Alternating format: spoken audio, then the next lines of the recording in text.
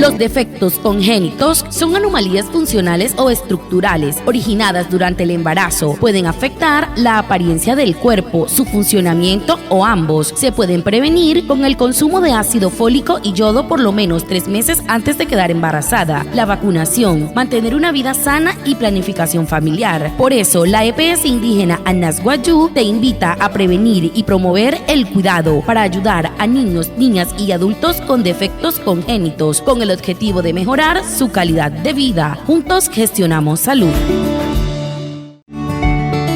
Ya que hay ruane o rukua, pura placachón y reger, puri no tuñura y huchón, no mojo y no cuerpo, masai moun. Que hace se uno, bueno en cashi, pura placachón, hanahia ya pajan tu chongra, pura anay hanahia anay tu chon, horo, tu hanta ayur de pichcalir. Tu hairapa, tu huru te pese y anas wayu, hune y regia, pura haima y raina guane o erku, na te pichcan, na hieu que no te namurio, yo que no guane piesuri, yura en huchón, se le mojo y na cuerpo, pura anay hanay watakai.